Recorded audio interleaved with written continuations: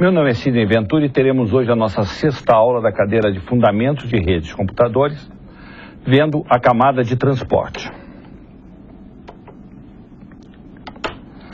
Quando nós estudamos o modelo em camadas,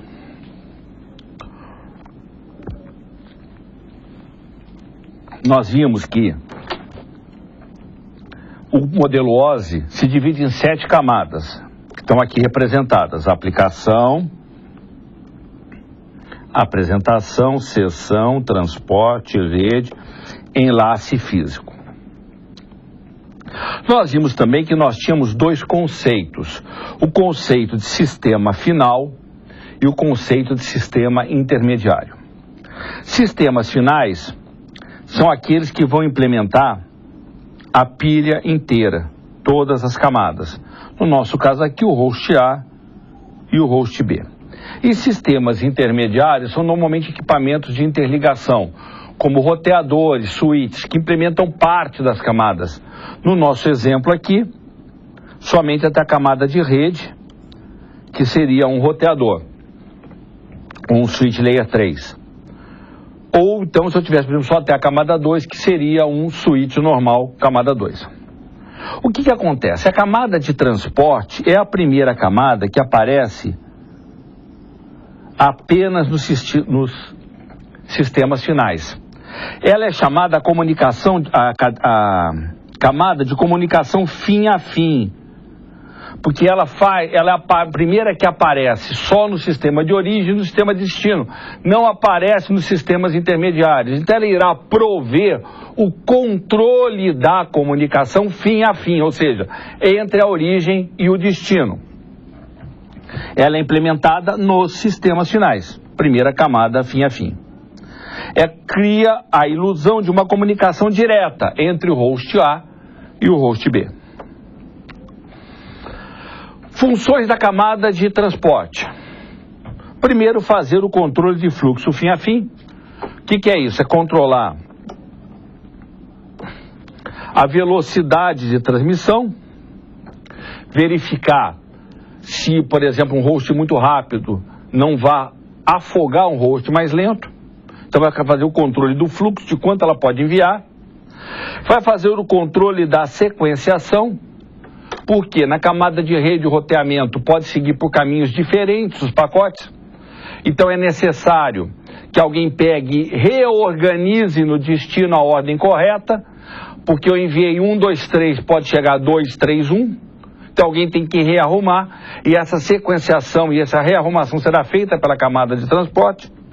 Detecção e recuperação de erros: chegou, não chegou, chegou inteiro, não chegou, o que eu vou fazer se não chegou? Vou retransmitir? Não vou retransmitir? Isso é função da camada de transporte, a camada de rede na internet não provê isso, e vai permitir fazer a multiplicação de várias conexões de transporte, uma conexão de rede. Ou seja, os mesmos computadores de origem e de destino podem manter diálogos em paralelo via camada de transporte sem ter necessidade, usando uma única ligação de rede. A camada de transporte ela é muito similar à camada de enlace. A camada de enlace ela também tem que tomar cuidado com fluxo, com sequência, com erro. A diferença é que a camada de enlace ela trabalha ponto a ponto. Ela controla o enlace entre 2 hosts. Já a camada de transporte ela trabalha fim a fim.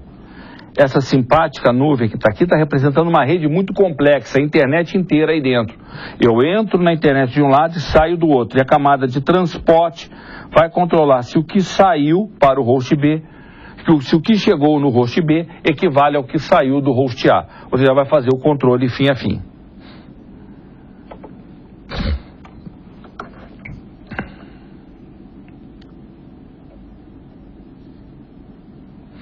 A arquitetura TCP/IP oferece 2 tipos de serviço na camada de transporte.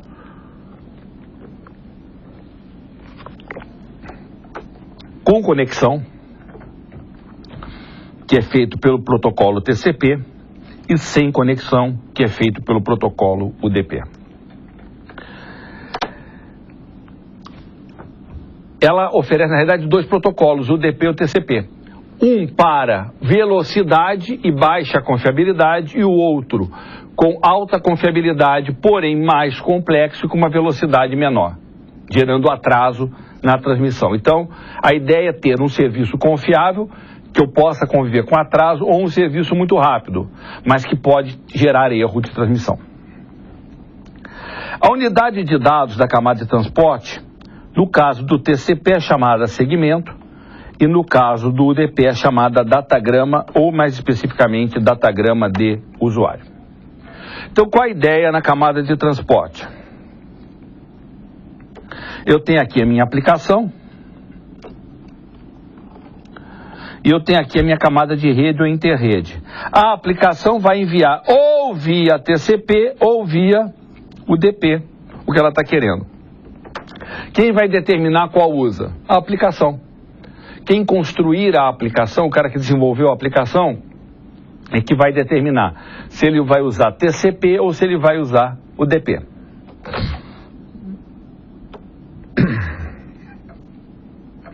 Então, o UDP é um serviço de datagrama, é um protocolo simples, permite envio direto de datagrama IP e adiciona apenas o número de portas, que é o endereçamento a nível de transporte. Nós vamos ver daqui a pouquinho o que é uma porta, para que ela serve. Mas a única funcionalidade que o UDP acrescenta na realidade é o endereçamento a nível de transporte. Já o TCP usa um circuito virtual, ou seja, ele é um serviço com conexão. Ele é bem mais complexo, ele realiza uma série de funções, ele põe na sequência, ele verifica se chegou na ordem, se não chegou, ele vai pedir retransmissão, ele vai fazer retransmissão, se chegou com erro, ele vai retransmitir. O UDP não faz nada disso. Tá? E junto com o IP, ele é a base do TCP/IP. Então, o UDP, conforme eu já disse, não confiável. Ele não garante absolutamente nada. O que você mandar, ele vai enviar. Se chegou fora de ordem, ele não está nem um pouco preocupado. Quem vai ter que se preocupar com isso é a aplicação. Então, a aplicação que usa o DP, ela tem que saber que pode não chegar um pacote ou um datagrama. Pode não chegar, pode chegar fora de ordem. Pode chegar com erro, tá? Ela vai receber com tudo de errado que for ou não vai receber alguma coisa que tinha que receber. O DP não vai controlar nada. Então o desenvolvedor da aplicação vai ter que lidar com isso. Ah, eu vou corrigir o erro na aplicação, eu vou colocar em sequência da aplicação, ou não vou. A minha aplicação, ela permite que eu trabalhe dessa forma, sem me preocupar com o erro. Muito bem. Ele é sem conexão. Quando a gente fala de conexão e o TCP é com conexão, vem a dúvida, né? O que é conexão? Um termo que a gente usa muito, conexão, vou fazer a conexão. Mas o que é fazer uma conexão? Quando nós dizemos que um protocolo faz uma conexão, significa que antes de enviar qualquer dado, ele vai enviar informações de controle. E essas informações de controle vão circular antes de circular os dados, vão estabelecer a conexão e irão controlar o que foi transmitido durante a conexão. Então isso é fazer conexão. É ter informações de controle que vão balizar esse diálogo. Ao término da transmissão eu vou avisar que acabou aquela conexão. Em consequência não ocorrerá uma nova transmissão. Isso é fazer conexão. Ele não implementa ACK. Esse termo ACK que a gente vai ver no TCP é o recibo. Se chegou. A forma mais simples de eu controlar se algo chegou ou não é o destinatário dizer que recebeu. Ela recebeu o que eu enviei. Como o DP não controla se chegou ou não, ele não usa ACK. O TCP usa ACK para saber se chegou ou não. Não implementa controle de fluxo. Então não está preocupado se o host de destino aguenta aquele volume de dados que eu estou mandando, se tem buffer suficiente para armazenar. Não está preocupado com isso. E não garante a sequência, se chegar fora de ordem, chegou. Ele é o típico protocolo de melhor esforço. Eu já falei numa aula para trás do IP que toda vez que em rede vocês ouviram alguma coisa falada assim, é um protocolo de melhor esforço, significa que ele não garante nada, ele só tem a boa vontade de tentar fazer aquilo o melhor possível. Já o TCP, que é o outro protocolo da camada de transporte, vocês vão ver que ele é um protocolo confiável, não é um protocolo de melhor esforço. Então, cabe à aplicação no DP garantir a confiabilidade, é usado em aplicações de tempo real e multiponto. E por que em tempo real? Como ele não controla quase nada, o processamento dele é muito rápido. E aplicações de tempo real, o mais importante é a velocidade. Videoconferência em tempo real, assistir vídeo em tempo real, é mais importante a velocidade do que a confiabilidade. Então aqui se implementa a velocidade, tornar a coisa o mais rápido possível. E aqui tem uma observação que muitas vezes um programador esquece que ele não controla nada e faz testes em ambiente de rede local que por natureza é confiável, e quando joga na internet não funciona por causa da quantidade de erros. Então tem sempre que lembrar esse detalhe que o DP é não confiável. O DP acrescenta o conceito de porta. O que vem a ser porta? Tá? A porta é o seguinte. Ele é... Aqui, ó. Porta. Adiciona ao IP a funcionalidade de distinguir múltiplos destinos dentro de um mesmo host. É isso que a porta faz. Tudo que a gente falou até agora de IP, fala assim, eu vou no servidor tal, então eu vou no IP tal. Só que quando eu tenho uma máquina, tem aqui um servidor, ó. Eu digo que ele tem um MAC que o identifica na rede local e ele tem um IP que o identifica na rede. Mas quando eu chego nesse servidor, esse servidor pode ser um servidor de páginas web, que está rodando o protocolo HTTP.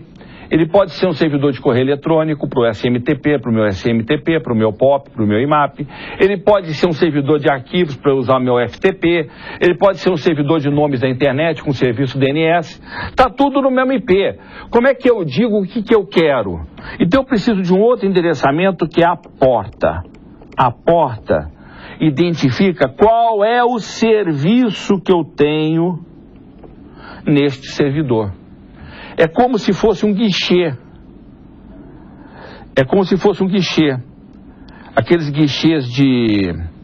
Você chega no local, tem várias coisas. Guichê para pegar a carteira de identidade, guichê para não sei o quê, guichê para outra coisa. Isso é a porta. Eu estou no mesmo local, no mesmo servidor, e o número da porta vai me dizer o que eu vou acessar. Por exemplo, o HTTP é porta 80.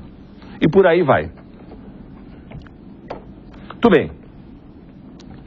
Então, quando uma aplicação vai acessar alguma coisa, ela usa não só o endereço IP, ela usa o endereço IP e a porta. Aqui no caso eu estou dando exemplo de porta UDP, mas o TCP também tem porta. Então, na realidade, a aplicação vai dizer o que ela deseja acessar através do endereço IP e do número da porta.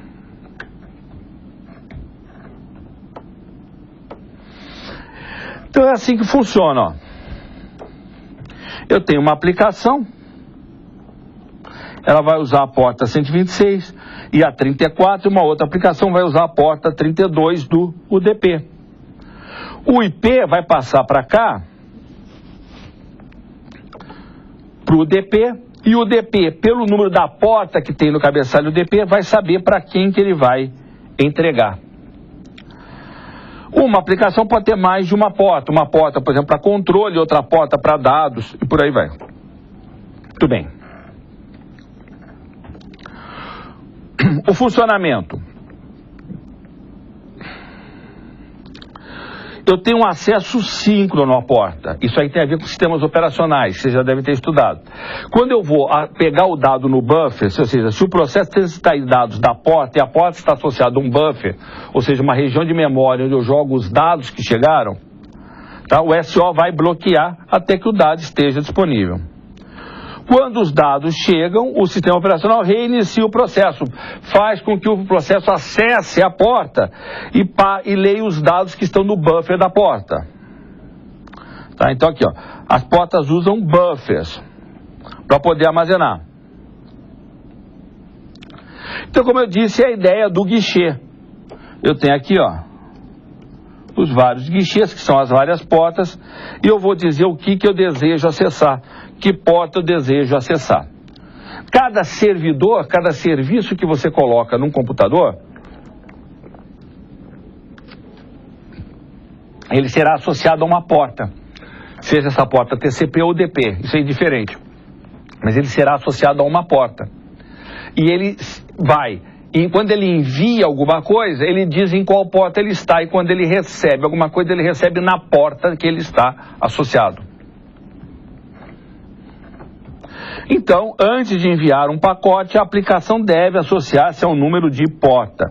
Isso acontece, por exemplo, com o browser. Quando você abre um browser, para você poder pegar uma página web, o browser solicita ao sistema operacional uma porta e ganha um número de porta que vai representá-lo como processo dentro do sistema operacional, dentro do esquema da rede. Quando chegar de volta à página que ele pediu, esse pacote vem com o endereço da porta onde o browser está. Isso é feito para que a identificação do processo pela rede seja independente do sistema operacional. Quem estudou sistema operacional sabe que cada processo recebe lá um Process ID. Mas como cada SO faz de um jeito diferente, eles criaram um esquema de endereçamento de processo da rede, independente do sistema operacional. E depois há um mapeamento entre o Process ID e a porta que aquele processo está utilizando. Então toda a multiplexação ocorre pelo mecanismo das portas. E quando uma porta é estabelecida, o SO cria uma fila, que nada mais é do que uma área de buffer para jogar os dados, tá? E a associa à porta. Quando você recebe um datagrama, seja o DP ou o TCP recebe um segmento, ele vai verificar se a porta existe.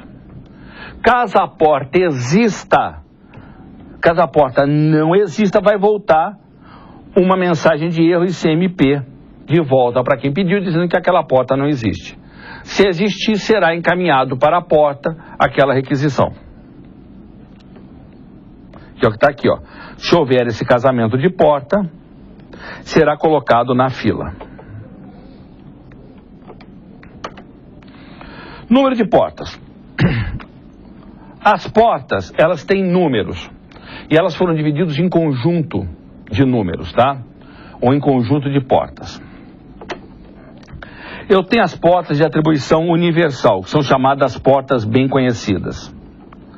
As portas bem conhecidas vão de 0 a 1023. Então toda porta com número entre 0 e 1023 é chamada bem conhecida, ou well done.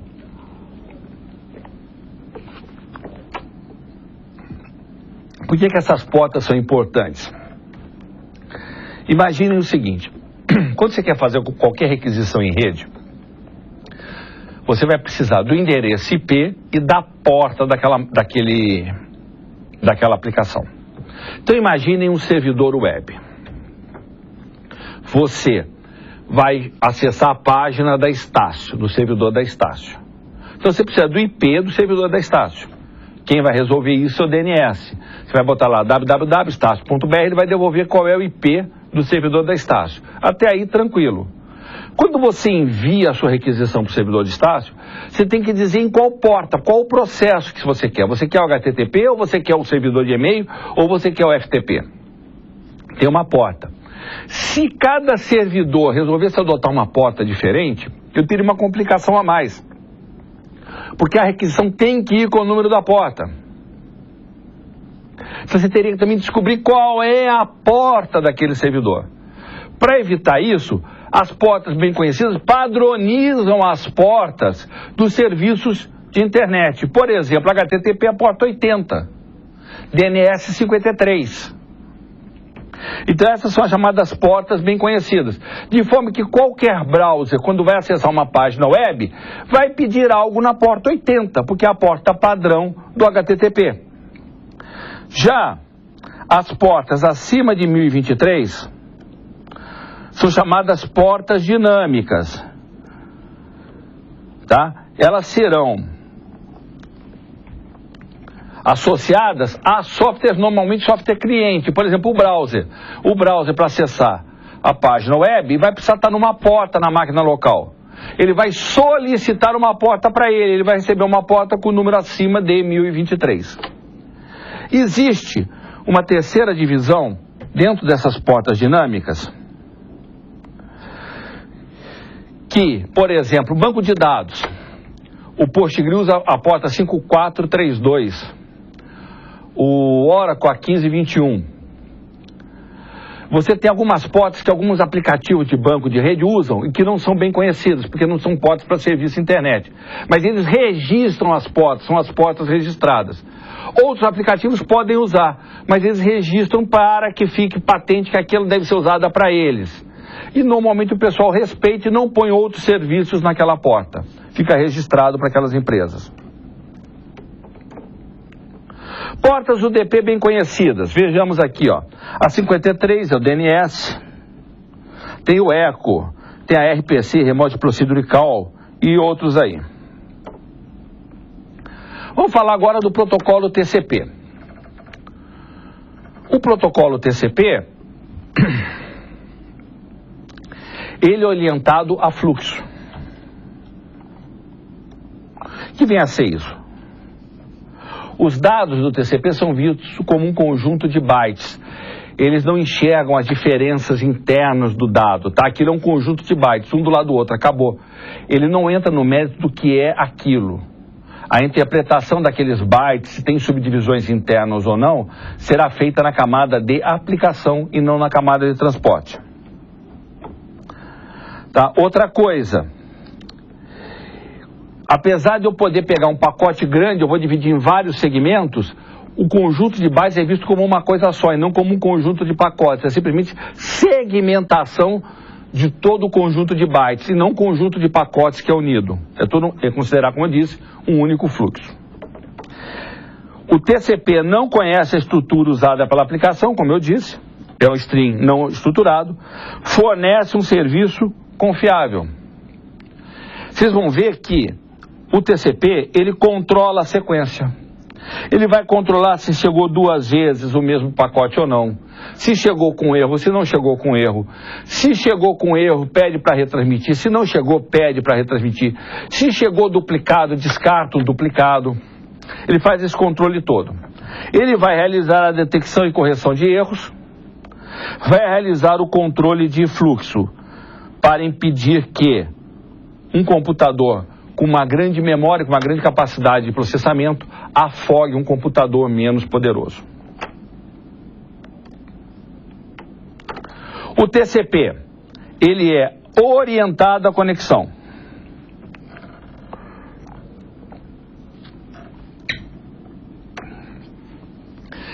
Então vamos lembrar, conexão, antes de trafegar o primeiro byte de dado, haverá uma troca de informações de controle entre a origem e o destino e será estabelecida uma conexão que vai balizar o funcionamento. Essa conexão, essa troca de dados será feita e para que estabeleça esse acordo. Muito bem. Aí haverá a abertura da conexão, a transferência dos dados e o fechamento da conexão. Essa é a sequência. Abre a conexão, trafega os dados, fecha a conexão. E a conexão é estabelecida via um método chamado Three-Way Handshake, que a gente vai explicar daqui a pouquinho. E ele vai multiplexar o acesso à camada de redes, ou seja, o mesmo host de origem, o mesmo servidor de destino, podem ter vários fluxos TCP em paralelo um com o outro. E um não vai interferir com o outro. As conexões TCP são full duplex. O que significa ser full duplex? Significa que elas são 2 sequências de bytes independentes fluindo em direções opostas, sem nenhuma interação aparente. Ou seja, eu posso ter tráfego de A para B e de B para A ao mesmo tempo na mesma conexão TCP. Ah, no DP não pode? Pode. Só que o DP não tem conexão. Então ele nem toma conhecimento que está havendo troca de informações nos 2 sentidos. Já o DP sabe que está acontecendo isso e controla o fluxo nos 2 sentidos. E ele reduz o tráfego permitido piggybacking. O que vem a ser esse piggybacking aqui? O piggyback é uma técnica que faz o seguinte. Vamos primeiro explicar uma ideia básica. Eu estou enviando algo para você. Como é que eu sei se você recebeu? Não enviei, não sei. Imagine com um correio, quando você envia uma carta para alguém, você sabe se chegou? Não. Você só vai saber se chegou se a pessoa responder para você a carta que você pediu. A não ser que você envie com o tal de aviso de remessa, que é um serviço que o correio fornece. Quando entrega a correspondência, a pessoa lá assina o AR e o aviso de remessa volta para você. Este método de AR é utilizado pelo TCP. Ele chama isso de ACK, Acknowledgement. Então o que é isso? Ele envia algo e espera o ACK do destino para saber se aquilo chegou ou não. Se o destino mandar o ACK, beleza, chegou, tranquilo. Se o destino não enviar o ACK, eu espero um determinado tempo, e aí vai variar dependendo das configurações da rede, mas eu espero um determinado tempo. Se eu não receber o ACK do que eu enviei, eu vou assumir que o meu pacote se perdeu, que o que eu enviei se perdeu, e eu vou fazer um novo envio. Vou fazer um novo envio e quando chegar o ACK eu sei que foi. Beleza. Muito bem. Então notem, eu envio o dado, recebo de volta o ACK. Mas muitas vezes o que eu enviei foi uma requisição. E aquele cara vai ter que me mandar um dado. Da forma como foi explicado, ele enviaria primeiro um ACK e depois enviaria a resposta que eu pedi. São duas transmissões de lá para cá. Fazer piggybacking no ato do destino responder, ele incluir o ACK dentro do pacote que estão vindo com os dados que eu solicitei. Isso poupa uma transmissão. Isso é que nós chamamos de fazer piggybacking.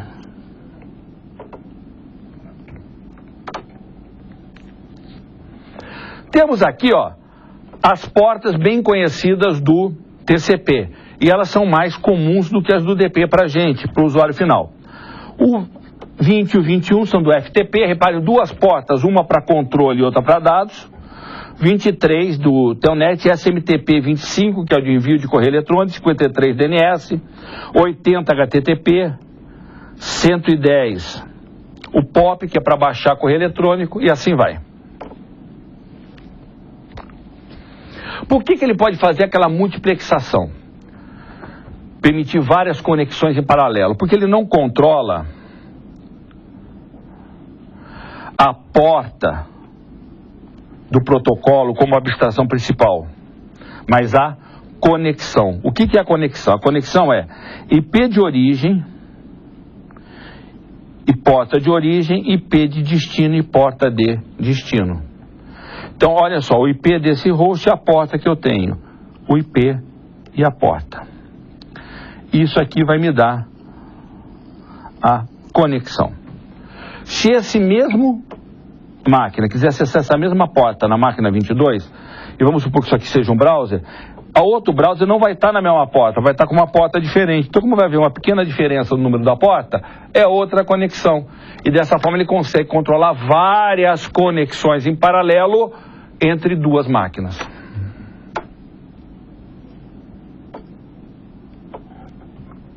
Vejamos como é feita a conexão TCP/IP, que é o chamado Three-Way Handshake. O Three-Way Handshake começa assim: o cliente pede para abrir a conexão.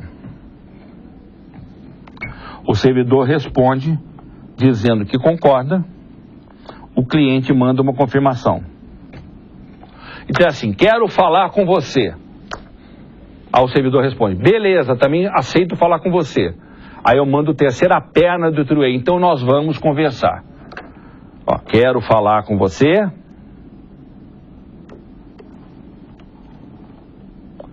Quero falar com você. Beleza, vamos conversar, então vamos conversar. Fechou o Three-Way. Aqui abriu a conexão. A partir daqui eu vou ter troca de dados nos dois sentidos, já que a minha conexão é full duplex. Na hora que eu quero encerrar, aparece o conceito de half close. O que é half close? Você não fecha os dois sentidos ao mesmo tempo, porque um pode não ter mais nada para transmitir, mas o outro ainda pode ter algo para transmitir. Então parte de um pedir para fechar. Aqui, ó. Quero fechar, não tenho mais nada para transmitir. Aí o cara fala, ok. Não vai me enviar mais nada. Fechei. Fechei só neste sentido. Eu ainda posso ter dados no outro sentido, porque esse cara aqui não fechou. Quando esse cara quiser fechar, eu vou ter outro Ralph Close. Ó, não tenho mais nada para enviar, vou fechar o cara. Ok, obrigado, fechou. É dessa forma que funciona a abertura e o fechamento. Olhando um pouco mais, o que acontece? O three-way funciona da seguinte forma. O cara envia um SYN. O SYN é um flagzinho, um sinal no cabeçalho do TCP, dizendo que ele quer abrir uma conexão. E ele envia um número de sequência X. O que acontece? O TCP numera os seus pacotes. 1, 2, 3, 4, 5, 6, 7, assim sucessivamente. Aquele ACK, saber se chegou ou não, é pelo número do pacote. Eu te enviei o pacote 1, você me responde ACK 2, aí é uma característica do TCP. Qual o que eu estou esperando? Se eu recebi o ACK 2, eu sei que você recebeu 1, então eu posso te enviar o 2. Dessa forma que ele controla. Muito bem. Então você envia um SYN, um sinal de conexão, com o número de sequência. Esse cara que vai responder que ele concorda, ele vai enviar um outro SYN, com o número de sequência dele e o ACK do que você mandou mais um. E esse cara responde com um ACK mais um. Aí abriu a conexão. Na hora de fechar, eu mando o SYN com o número de sequência e esse manda de volta um ACK daquele número de sequência mais um, confirmando que fechou. Fez o Ralph Close. A mesma coisa vai acontecer no sentido oposto. Muito bem. Por hoje é só. Agradeço a atenção de vocês e nos vemos na próxima aula.